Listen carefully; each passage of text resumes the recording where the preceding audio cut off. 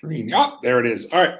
How's everybody doing today, guys? Today we're going to be talking about just two things that I continuously have issues where people are complaining, not so much complaining, but asking questions about as far as, hey, how does this work? How does this work? What's the right opportunity? So we're going to talk about amendments, because amendments are one of those tricky things. In Texas, we have option periods. New Mexico, it's a whole different world where it's a new thing that is in the process of being created. A lot of people don't fully understand, but we're gonna talk about Texas today because options have been completely fleshed out. Everybody understands them. It's a very clear process, and that's usually where you're going to get the majority of your amendments, unless the home does not appraise. Then you're definitely going to see some. Now, we're going to talk about options. Used to be paragraph 23 of the contract. Now, paragraph 23 is not that. Paragraph 5 discusses an option period. A buyer or buyer's agent are going to say, hey, we want blank number of days for blank amount of money. We do not decide those numbers. We're not going to do that here as a group, decide what the right number of days is or the right price for an option period. The only requirement is there has to be some sort of payment for the option. There has to be, you have to pay for your right to an option period. Now, that time gives you an unrestricted right to terminate at any time for any reason. Okay, so let's assume for just the sake of numbers, we're going to do a 10-day option period. That means the day after execution, because execution day is 0, we have 10 days up until 5 o'clock at night in the county in which, in the time zone in which the property is located, 5 o'clock to either terminate the contract or come to an agreement. This is the issue we have a lot of time. And guys, this has to do with professionalism. This has to do with whatever you want to call it. Unfortunately, me refusing to work with you on an amendment is an answer. Okay, you can't come to us later and be like, hey, he didn't answer me. The other agent never called me back, so we didn't know what we were doing, so we ran out of option period. What that means is you ran out of option period. Because if I don't agree to an amendment, that doesn't mean the deal dies. All it means is I don't agree to an amendment. We have a executed contract that is in play. If I don't agree to change the contract, that means we still have a contract. Unless you terminate said contract in that option period time frame, we still have a contract. So, and I hear this just so often from agents on both sides of the situation saying, hey, I never got an answer, so I didn't know what you wanted me to do. And unfortunately, no answer is an answer. The answer is no. And it's something we've got to deal with and we've got to talk about and make sure you understand and your clients understand. Because if it gets around 4 o'clock, the last day of the option period, you've got to sit down with your clients and have a serious conversation. Like, hey, we have not got an answer back from them. Are you comfortable moving forward as is, or are we going to terminate this contract? Because if we terminate the contract and they come back later and say we can do it, we can always write a new contract and get it going again. But if we just hope for the best and say, well, maybe in a day or two they'll answer us, at the end of the day, we don't have a contract anymore. Or we have a contract, we don't have an option anymore. And we've agreed to the terms of the contract that we originally set. So that is just one of those pet peeves that I hear all the time. People are like, well, we want to make a change. Now, the other thing I want to talk about is changing the contract. As soon as you executed a contract, done, it's solid. Don't touch it ever again. The only way you change a contract now is by using an amendment to the contract. And this will update it and make any changes that you need to make. So don't go back into the contract, cross stuff out, change it around, any of those things. As soon as you have a contract. Can I just chime in there too, yes. Andrew, to the fact that the other side of the equation comes down to in the contract, if you're not putting it in the attachment to that contract, it does not become part of that contract, and vice versa if you don't either remove it. So non-realty is one of those things, right? If they expect the non-realty to come back, but they haven't attached to the contract and you just don't send back the non-realty, hypothetically, you have continued forward with the contract. Once again, non-response is response in self. So if they haven't attached it to the contract under the appropriate paragraph to make it part of that original contract, it is not part of the original contract. And if you are setting yourself up, your client up for failure by not putting in a non-realty, I mean, you've had this, I've had this. An agent calls back and says, well, where's our non-realty? Well, we didn't agree to non-realty. It wasn't in the contract. We didn't even move forward with it. We just left it off and we didn't sign it. Now, that's a response in itself. So this is something that needs to be understood, is that if you're not attaching it to the contract or creating an amendment separately from the contract to attach to it, it's not there. No, huge. And the problem is what I've seen happen in this current market. We all know this market's crazy. It's a seller's market. A lot of times, buyers agents will leave a lot of boxes unchecked with a really smooth, clean offer. The deal gets executed, and then they come back. Oh, I need you to sign all these addendums. No, not gonna. The reason we accepted your offer is because it didn't have all these addendums, and that's what we liked. And it's a game that's being played much to the chagrin of the buyers because they're coming in saying, "Yeah, we'll come back later and ask for all the stuff because we've got them by their haunches because it's an executed contract." They're not going to let it go, and they're going to accept what we want. Guys, if we don't agree to make those changes, if you have an addendum that you want to add, a non-realty that you want to add, and it's not in the contract, it's not in the contract. You can't come to me 20 days into it and say, "Hey, we want the fridge now." If my seller says no, you don't get a fridge. And your buyer, if you've told your buyer, "Hey, we can make the fridge happen later," you may be buying a fridge. So be very careful about what you're promising, what you're doing. And guys, I've seen it too often. Be honest. Be honest from the get-go. I'd much rather say this deal didn't work from the beginning. They go 20, 30, 40 days in this contract, and then the deal blow up over a fridge, over an addendum, over these things. I had a deal that was a $380,000 deal that almost got blown up over a $400 fee to transfer the homeowners association fees. Guys, it can happen. And both my seller was pride becomes an issue. It does. And the problem is if we don't have these forms included with who pays it and when and how and all that good stuff, there's nothing that says we have to. And I've got a seller saying, "I've already paid what I'm going to pay. I'm not paying another dime." Buyer's agent saying the same thing, or buyer saying the same thing. It now falls on the agents. Are we going to pay it? Who's going to pay it and how? And in this market, guys, I got to warn you, sellers agents are not very willing to open their wallets. It's just a sad truth and reality. And we got Victoria and Green. If it's not in the contract, and that's the thing, guys. If it's not there, it's not there. You can say all day like, "Well, I assumed the fridge was included." Why would you assume that? Well, I don't know. It's not. Washer and dryer not included unless they're not non-realty. Well, and it almost is becoming sort of a thing that you have to maintain the full conversation of what it is. So not just a fridge, but the fridge that was there. We had a client recently. I was like, "I put another fridge." No, you put another fridge, but that's not the fridge that was there when they saw it. I mean, you can't. And they were right. I mean, technically, it doesn't say that. It says at the time of showing, but it doesn't include the fridge involved. So if you don't extend this part onto the non-realty, and I have a feeling that we're going to get into the scenarios where we're going to have to start to document the serial number of the fridge, because sellers, Andrew, you and I have had this conversation a lot, but we had one where the seller decided to take 138 rose bushes out of the front yard after the day of closing. 138 rose bushes. By the way, the yard was completely different, mind you, without 138 rose bushes in the front. And we went and I called the client back up and I was like, "Client, what did you do?" He's like, "Oh, those were my wife's. She planted them. I'm taking them with me to the new house." I was like, what do you say to that? Like, how do you respond to that? Right. So, but this is something that we take for granted right up until the moment that it comes back to haunt you. With these new additions of these lease forms, that's another variant. We're just having a conversation right now about that. Vivint has gone and sold security systems to everybody in El Paso. Well, guess what? You owe money on those. So if we don't get them down to the point, what's going to happen next, right? What's next? So, no, it's crazy, and that is and that is absolutely true. As a buyer's agent, documenting as much as humanly possible.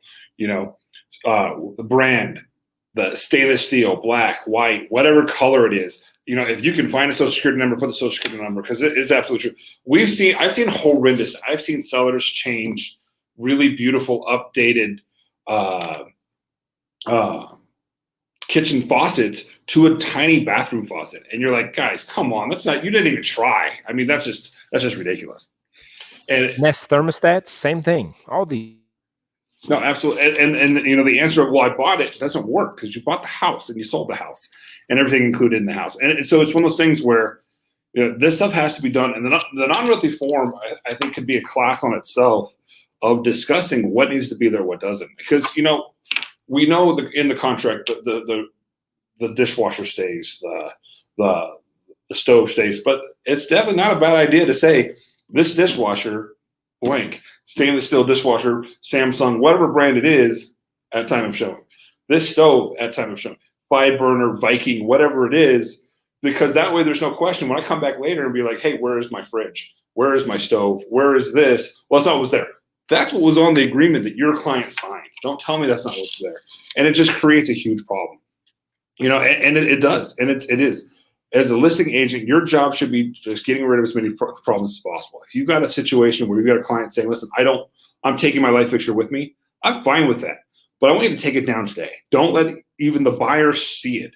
Because if the buyer sees it, it's another problem that I'm going to have to deal with later that I don't want to have to deal with later. I don't want to remember a month, 15 days, whatever it is, down the road that it's there. Look, I put on non-realty and one in photos on the MLS. So, that's definitely a good conversation. And that's MLS is definitely where it's going to come back and say, this is what was there. And you can go back to those photos. We've had the discussion, and it became a huge roundtable at our office one time where the mirror was taken out of the bathroom. But the problem was the mirror was a framed mirror hung on by a nail. That's not an attached item. They get to take that with them. But I don't care who you are. If you're a buyer, you walk into a bathroom and now you have a blank wall where a mirror is supposed to be, you're going to be very frustrated and very upset. So having that conversation early, we have to become the people who notice these things that nobody sees. 2 or 3 years ago, we had an agent, one of her first deals, day of closing, someone stole the air conditioner off the roof. And I go to her, like, you didn't do a walkthrough? I was like, yeah, I didn't check the roof. That's a good point. I don't really check the roof. I check the roof now. I guarantee there's not a house today that on day of closing, I'm not looking to make sure there's an air conditioner on the roof. But you don't think about it until you are thrust into being forced to think about it. Luckily, the deal got resolved and everything worked out well. But that's a huge problem if someone's sitting there. We had a situation just last week where day of closing, clients get the keys. I'd say I had a very same situation with a dryer. And a lot of times, guys, unfortunately, the answer is, and Kent uses a great word, a commissionoctomy. The real estate agent has to crap the cost of an appliance, the cost of a home warranty, the cost of any of these things. You're muted, Ryan. You were talking about the conversation of amendments. So a lot of times, guys, using the amendment the appropriate way. So let's use option extension as a version, right? So a lot of times I'll receive an option extension amendment, not so much anymore, obviously, but an option amendment extension amendment. But the problem is they put it for $0. Well, in the term of contract, you cannot have something without consideration. So the question is, what is considered consideration when an option extension happens? So according to Track, their conversation is $3. $3 is the consideration, or defined as consideration. So a $0 for an amendment extension for option is not necessarily as enforceable, because in any form of contract, you have to have one thing for the consideration of something else, right? And these are things that we learn over time. Like, we learned this over enough conversations where it burned us, and then we went to the source and tried to figure out how to do this correctly. So just understand that there's a lot of different variables that people have to be paying attention to, and you have to stay knowledgeable. Not everybody tunes in, not everybody looks at the contract, not everybody gets on the trainings. Andrew is diligent about making sure they go through Trek to find out new additions and new changes to contract. So is Norma. That's not everybody. No, absolutely, and that's a huge thing. Is unfortunately, fortunately, I'm on both the Las Cruces Association board as well as the Texas board, and the El Paso board.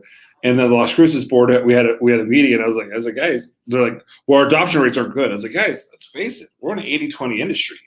80% of the work is done by 20% of the people, and then 20% of the people doing the work, I'd say 20% of them are going to adopt the product. And so if you're expecting an 80-90% adoption rate of anything in this industry, it's unrealistic. The average real estate agent closes less than 6 deals a year, because a lot of them close 0. You've got a lot of part-timers, a lot of ones who do it just when they want to. They think about it, they enjoy the idea of it, but they're not actually closing real estate. So they're not going to be out there learning all these new systems if it's not something they do on a daily basis.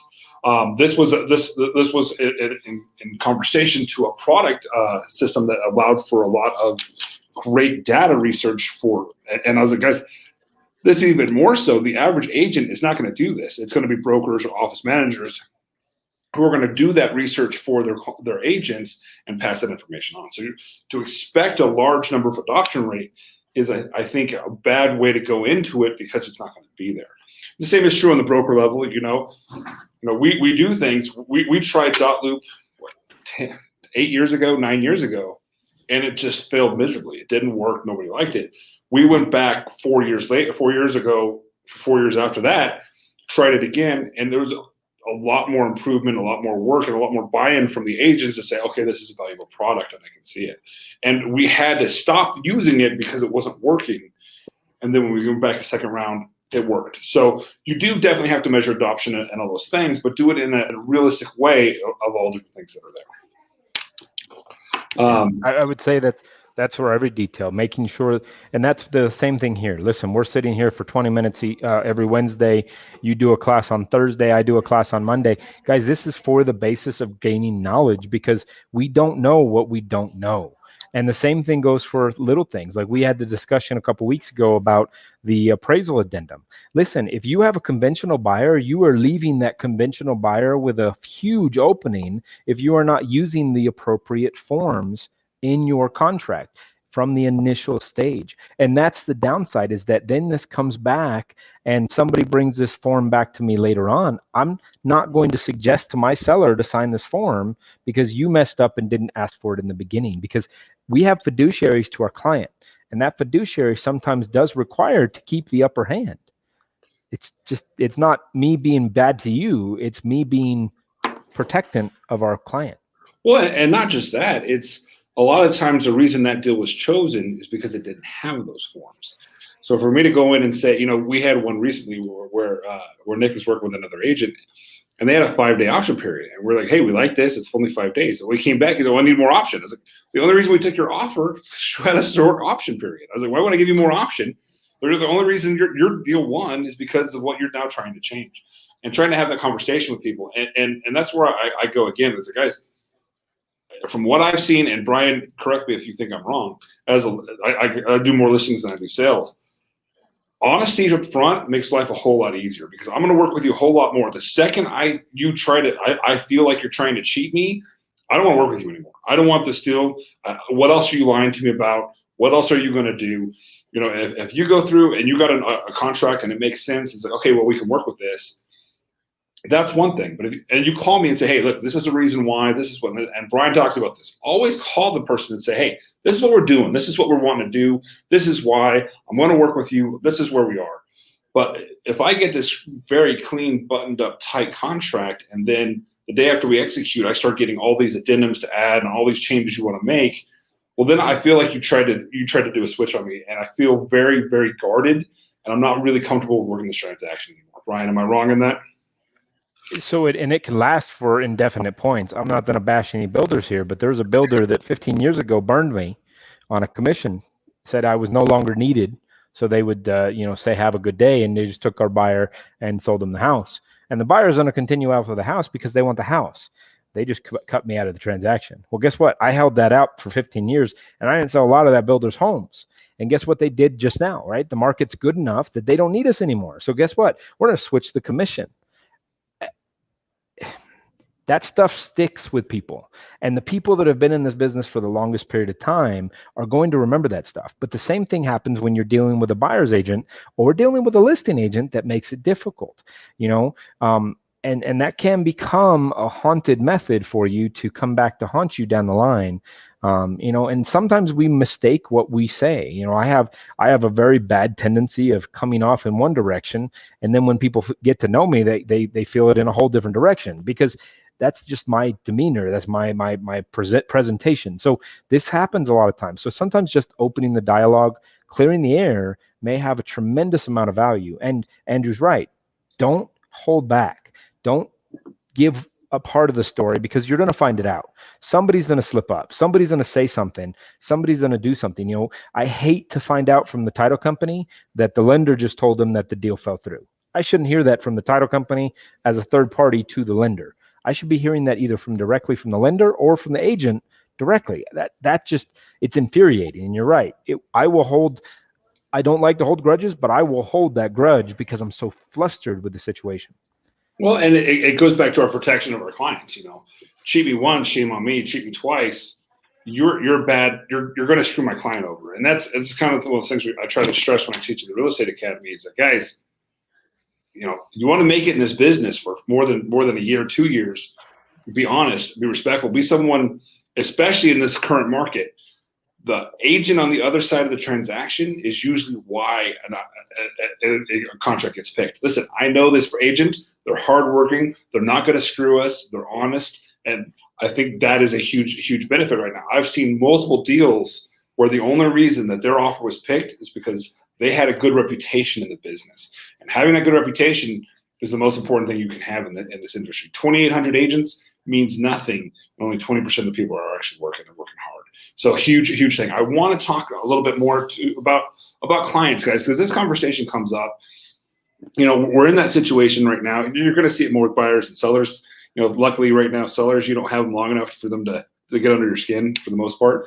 But, the conversation comes up, are you allowed to fire clients? Absolutely. Especially in my brokerage, if you don't feel comfortable, I don't want you working with someone. It's that simple. If you don't feel comfortable for, safety reasons, if you don't feel comfortable ethically, I don't want you working with someone you don't feel comfortable with. So hopefully you can refer it out or find an issue that works. But what makes the most sense of when is that time to cut and run? When do we got to sit there and say, you know what, you and I are not working as a team. We need to go our separate ways. There is nothing that says you have to work for someone if you don't feel good. I had an agent who was working with a woman and just felt extremely uncomfortable working with her. She started talking about his kids, started talking about his wife, very inappropriately, to the point where he was like, I don't feel comfortable. And I told him very clearly, I was like, I'm going to tell you the same thing I'm going to tell anyone. If you don't feel comfortable in a situation, don't put yourself in that situation. And that's rule number one. We're all free agents, independent contractors, but at the end of the day, our safety is the most important thing. Now, taking safety out of it, what are things we need to look at? Realistic. If your client is not realistic, if you got a buyer who's coming in and saying, I refuse to write a full price offer, I want 5,000 under, I want you to do all this stuff, and just starts doing that in this market, you're wasting my time. It's like, don't waste my time. It's not going to happen. If you're not going to understand the market and what we're doing, and you're not going to be willing to do it right, I'm not going to be the agent who's out there just lowballing offers. It's not a realistic thing to do. We always have those investor seminars come to town saying, write 500 offers, one of them will stick at half the price. Don't be that person. It's not worth your time or theirs, because you're going to be writing 500 offers. So hopefully one lowball offer works that you get a small piece of.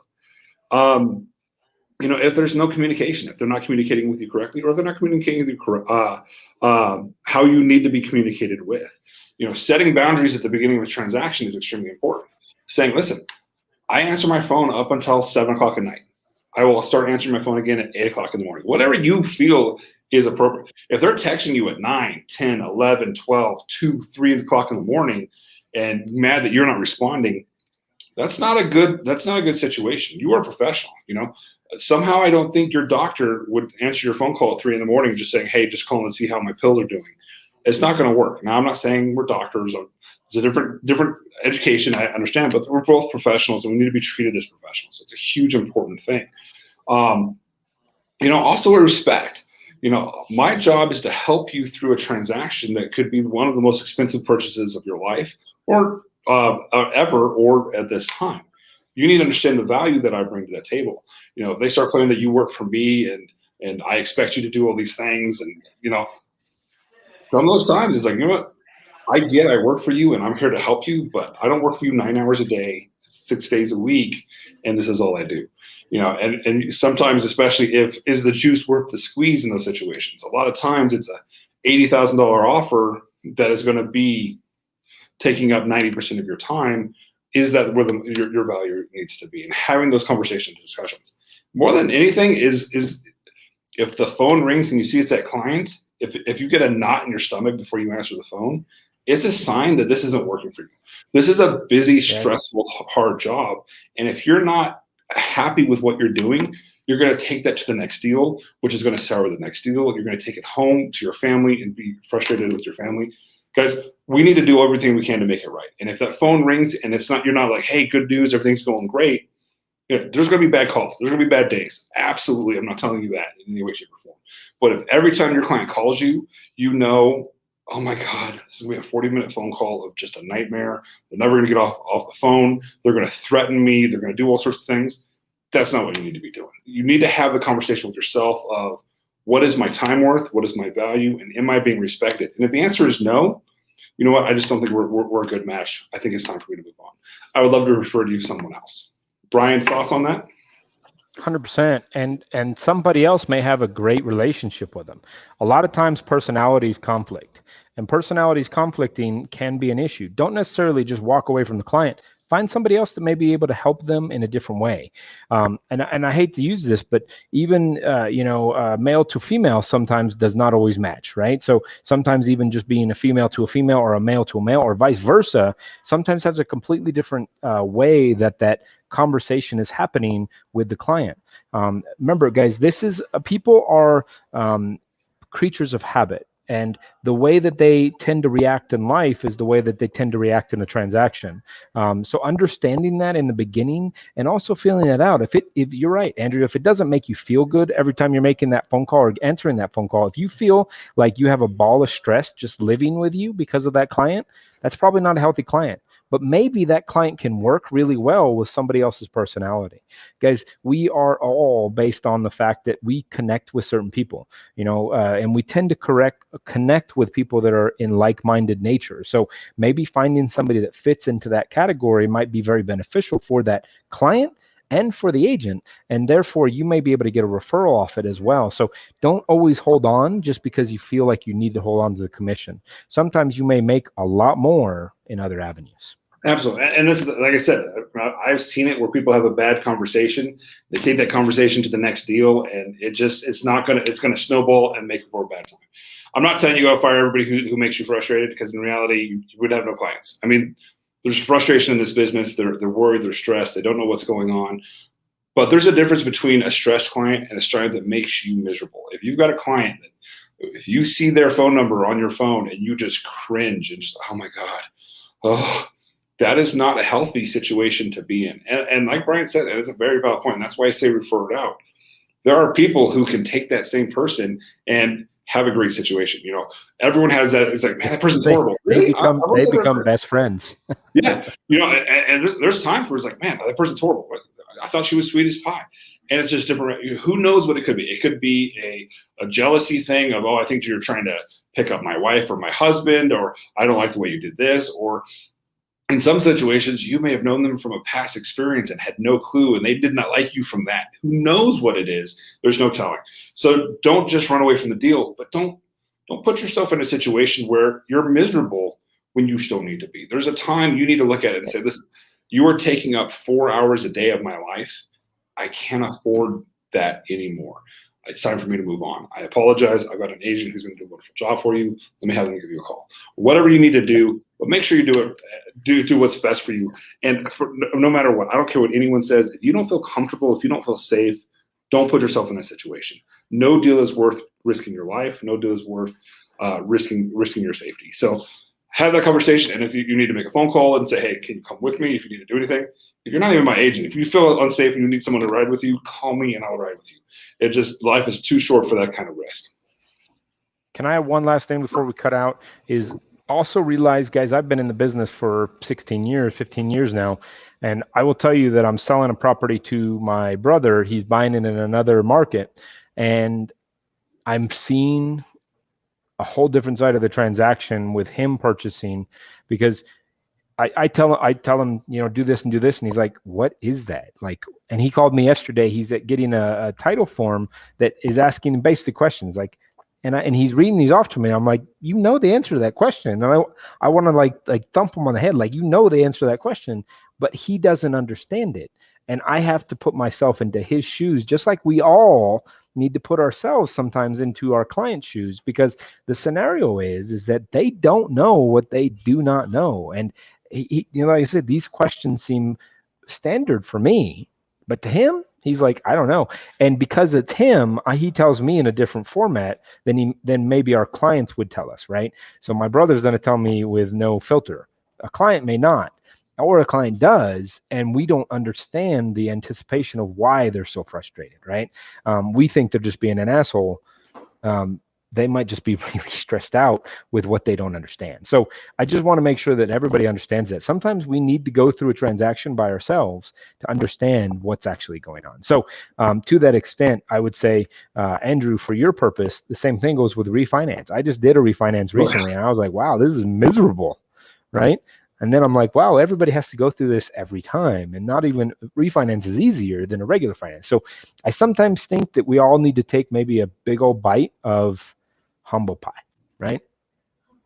Realize that maybe they don't know what's going on, and maybe we should give them some benefit of the doubt. But I agree with Andrew. Don't let it take to the point where they're being abrasive, abusive, or any of those things either.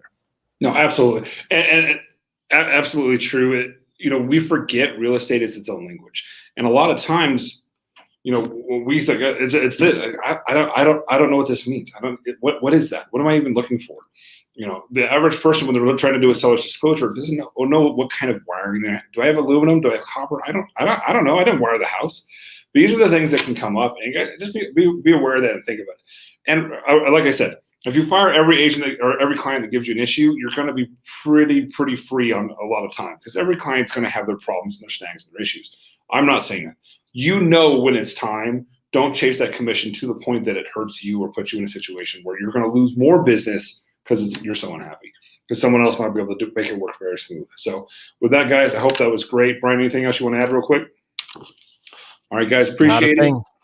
We'll see you next week. I hope you enjoyed it, and hope there was some good conversation back and forth. And just FYI, for those people, I think we're changing the series name to more of a fundamentals class for tomorrow at 2:00 Mountain Time.